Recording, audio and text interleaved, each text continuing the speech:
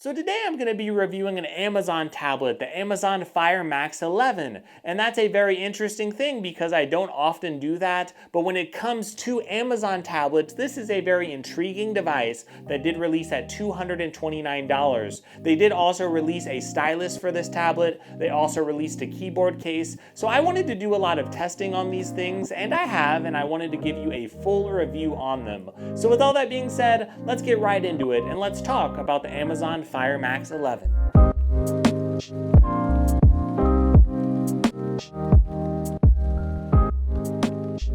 So in this review, you are going to hear a perspective that is really from an Android user because I've been using Android for a very long time. My channel is focused on Android tablets, but then I picked up this Amazon tablet, and I've used an Amazon tablet for one of my kids before, but to use it for myself, I was really wondering, are there limitations that really make this a bad tablet for me, or can I live with the limitations that you do find in an Amazon tablet, and how good is it for the price? So whenever I picked this bad boy up, I did realize that, well, it actually is pretty nice overall. You do have two speakers on the top of the tablet. On the bottom of the tablet, you do see those pins for the keyboard case, which is nice. You do have on this side as well a USB-C port. You have a fingerprint sensor that is in the power button, which is really, really nice. You have up and down on your volume and your USB-C port. And there is actually a micro SD card slot, which I do really, really like. Now, there are not dual speakers on each side of the tablet. That's one thing you do need to keep in mind. But having one speaker on each side of the top at least gives it a little bit of that surround sound feel. And I'm just happy that this does have a nice design for the price. But what Amazon is trying to do is really compete with those lower end Android tablets. And I'm pretty impressed with what they did with the screen and also what they did as well with performance. So this does have an LCD screen, so it's not a TFT screen like the Galaxy Tab A8. And when you compare this to the Tab A8, you're going to see that the colors are a lot nicer. The screen is overall much more satisfactory, and in my opinion, I think the screen for this is very comparable to $300 or $400 Android tablets. So no, it's not a high refresh rate screen or anything like that, but it still looks very, very nice. The colors do look accurate, and it's much better than the bland TFT screens that you can get in cheaper Android tablets. So overall, I really like the screen, and when you compare this as well, when you look at performance, you're going to see this performs very well, again, comparing it to tablets like the Galaxy Tab A8. Now, the Samsung Galaxy Tab A8, that tablet did release for $230, and that's the price that this tablet is releasing at as well. But this has more RAM, it has a better screen, it also has a slightly faster processor from MediaTek. It's a MediaTek MT8188J, and that's a processor that I have not heard a lot about, but I'm guessing they based it on some other processor that they made in the past and maybe customized it for Amazon. But when I look at the actual benchmarks of it, I did see it was actually performing better than the Galaxy Tab A8. And in my testing, it also felt a lot faster to use. But that is where we come into some issues because using this tablet does feel very, very fast, but it also feels very, very limited. Now, yes, this does run Amazon's operating system, but Amazon's operating system is really based on Android. You could sort of tell that whenever you go into the settings. It looks sort of similar to Android settings, but what you're going to find when you're actually using this is there are some limitations that you're just not going to like, and I know me as an Android user, I did not like them. First off, this does release at that price at $229 with lock screen ads. Now, you could pay $15 to remove those, but it's really annoying that the base level of this has ads. The fact that they even give that as an option, you may think it's a great thing because you could get it for a little bit of a cheaper price, but honestly, I just find it's very, very annoying. And to get rid of those ads, you actually have to pay $15 extra.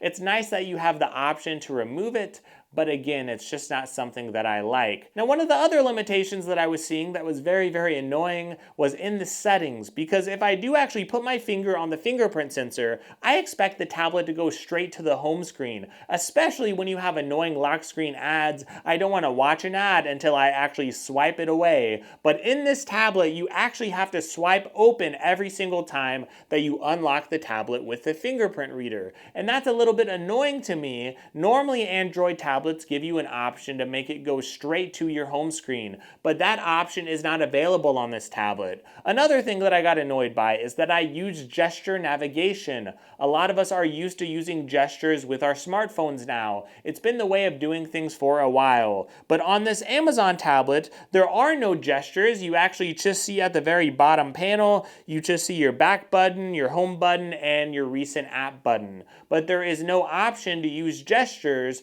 to use that gesture navigation that we all know and love. Now, if you go to the settings and actually search it, you'll see the word gesture navigation because of course it's built into Android, but it's not actually found in the settings, so I have found no way to change that. Now, maybe there is a way and maybe it's just so obvious and of course I missed it. Maybe that is the case, but I have not seen it, so I have seen a lot of limitations in the settings. And the other thing is limitations on the home screen. So all of your apps actually go right onto your home screen, and just like an iPhone or an iPod or an iPad, you can actually move those apps around on your home screen. And that is very, very good. You just hold your finger on it, all the apps start shaking just like on an iPhone, and you can move it around. But I don't want all of my apps on my home screen. I want a separate app drawer like I get on Android. But again, this isn't an Android tablet. So if you are someone that's very used to Android, you might get annoyed with some of those very minor things. Now, you might feel like I'm being a little too critical with those minor things, and I will say those things are minor.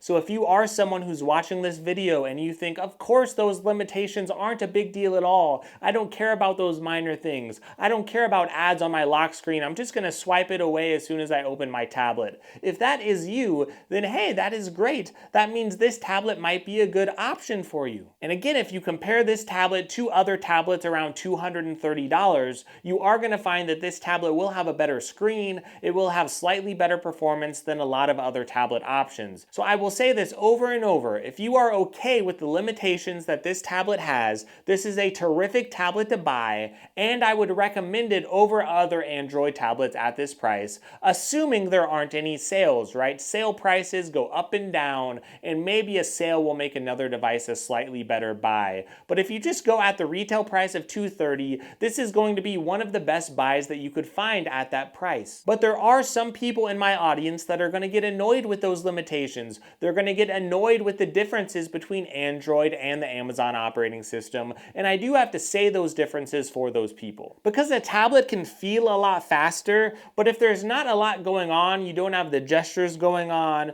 all you really have is your basic home screen, you don't have an app drawer, and if you go to the top of it as well, this is pretty much like another section for Amazon to have ads. So they have some movies, some TV shows, maybe a book that you've been reading, things like that, and then some apps that they actually want to suggest for you to download. That's right on your home screen. And if you swipe to the left and go to the For You section, that's another place where there's, again, sponsored applications, where they have a bunch of games. They're trying to push a bunch of things on you to download or to watch. That is a typical thing you get in the Amazon tablet experience. Now, if you're someone who just wants to watch basic stuff, you want to watch Hulu, you want to watch Netflix, the good news is you can do that on this tablet. But there are less applications you could download because this does not have the Google Play Store. So if you've had an Android tablet, you've had the Google Play Store, that isn't something that you get natively on this tablet. Instead, you have the Amazon App Store, which does have Twitter, it does have Facebook, it does have social media apps, it has TikTok, it has a lot of those apps that you would use day to day. But if you try to download something like, I don't know, you try to download a certain game, for example, like Madden, you're not going to get the Madden NFL football game on here. It's just not here. Instead, you're going to get a bunch of random games. Or if you want to get Subway Surfers or you want to get Temple Run, you might get some really popular games like that. Or Angry Birds is another game that you can download on here. But there are a lot of games that are missing from this app store that you can get on Android. There's a lot of apps that are missing from this app store that you get on Android because a lot of restaurants, they might not make their apps for this. So if you order fast food through Android apps, again, that might not be something you could do here. But if you're just someone out there who wants to watch some basic entertainment, you like your Amazon stuff, you like your Amazon books, you like your Amazon movies with the Amazon Prime, and also you might like Hulu or Netflix, all of those apps are here anyway. And if you don't mind that simplistic experience, those apps will be on your home screen, you could organize them, and this will open them very quickly. So if you're someone who's just wanting a very basic experience, this is going to be a great option for you, but you are going to have to use the Amazon web browser, the Amazon Silk web browser, because Google Chrome, it's not an option in the Amazon App Store. But I will say this, there are some ways for those techies out there, if you're someone who's technical, you like to do this type of thing, look, you can get the great specs that this tablet provides and still get the Google Play Store and those extra apps. You just have to sideload the Google Play Store on, which means taking down some of those security protocols. You have to do a little research with some websites, and I'll try to link some of that in the description, but you have to go through some different websites, download the Google Play Store, and download a few extra things to make sure that the Google Play Store is supported. So for those techies out there, you could get the better screen, you could get the better specs, and get the Google Play Store, get the browser you want, all of that, and that is terrific. But for your average everyday person, you really have to see this in a simplistic way. This is going to have more limitations than Android, but if you could deal with the limitations, if you could deal with less apps, if you could deal with the App Store that doesn't really have some of the apps you want, and if you're someone who doesn't even care about all that, well look, that's great, then this tablet is a terrific option. But if you're an Android user who really cares about those things, well, you might have to sacrifice and get something like a Galaxy Tab A8 or the Galaxy Tab S6 Lite. Those tablets won't have as many limitations. But this tablet, 4 gigs of RAM in the base model, 64 gigabytes of storage in the base model. You also get a better screen than those lower-end Android tablets. And it is pretty speedy with the basic stuff it does. So if you just need it for the basics, I would highly recommend this tablet, right? I just want to educate those of you out there to know what limitations it has and if it's worth it for those of you who are really trying to consider that. Now they did release a keyboard case with it too, and I'm just a little intrigued by this because on one end, I know this is not going to be the productivity powerhouse that you want. There's not a lot of apps available that are really good with productivity. So if you want to use this, you're not going to get Samsung DeX. You're not going to have all those extra options, but maybe you just want a nice keyboard case. And whenever you bundle it with the tablet, they do give you a little bit of a discount. You get the keyboard case for under $100, so maybe that is worth it to you. And this keyboard case reminds me of the Lenovo Chromebook Duet. So it actually just magnetizes to the back. You have a nice kickstand here. It literally feels like and looks like the Chromebook Duet. It even has a line all the way across the middle, just like that case. And that is for the kickstand. So the kickstand goes all the way back. It's a really nice kickstand that goes very far back. I shouldn't say all the way, but at least most of the way back. It has a little bit of an Amazon logo on the bottom corner here. And then you have this keyboard, of course, which actually does connect to the bottom through pins. Now, the trackpad on this, it's not so great, okay? It's not the best trackpad in the world. It's very, very small. I think it's actually difficult to select text with, but at least it works. At least it's okay. I don't love the trackpad on it. The keyboard is good for one of those portable keyboards. Like I think it's very similar to the keyboard from the Galaxy Tab S7. It's going to work just fine, and the travel is decent. It's something that's meant to be portable and lightweight, so it won't be as good as a lot of keyboards out there, but I do think that this keyboard is well made. Of course, there is also an optional stylus that you could buy with this tablet. It's a USI stylus, so it is nice that this tablet is compatible with USI styluses. I believe it's only USI 2.0, but either way, it's nice that it actually works with those styluses. And you have this little button here so you could click to erase things. It feels like a nice sturdy pen. Now it does feel a little bit hard writing on the surface of the tablet, but it will work just fine. Now it's not a 120 Hz refresh rate on the screen. It's a 2000 by 1200 resolution, so the screen again looks very, very nice. So whenever you are using this pen, you are going to notice that it's not going to be quite as snappy as those $400, $500, $600 tablets that do have that higher refresh rate, but still it's going to be very responsive. It's going to write notes just fine. So this is a really good option for those of you who need to take basic notes with a stylus. and maybe you're someone out there who just wants to watch some basic entertainment. And if you want to do a little bit of typing off and on, I guess this will do. But I just don't really see a huge need for it, if I'm honest, because again, if you're someone who wants to be extra productive anyway, you might want to buy a Lenovo Chromebook Duet or a Chrome OS tablet, or you might want to buy an Android tablet that runs on a Galaxy Tab, for example. Like, those tablets will have Samsung DeX. They will be more productivity based. You could get something like the Galaxy Tab S6 Lite that does have Samsung DeX. It's not going to cost that much more, and you'll be able to be a little more productive on it. You'll have a lot more options for apps. So I don't think this is going to be great for those people who want a keyboard anyway, but either way, it's still a really nice keyboard. I do think that it's actually one of my favorites. Outside of the touchpad, which I don't really love, at least it's serviceable, and I do like the travel on the keys. I do like the stylus as well. I think it's a good quality stylus, and I do love this kickstand, and the tablet is great. So would I recommend this whole package? Would I recommend the tablet? I definitely would recommend this tablet. It's got a really nice screen. It doesn't charge super fast. I think it's like under 10 watt charging or something. So it's not going to be crazy fast charging or have all these super crazy extra features, but it is still a very, very good tablet. I still really, really like it. I think the screen is better than most tablets at this price. I think you're going to get better performance than most tablets at this price, but I do think that you have to weigh out the limitations of the tablet and say, is it for me?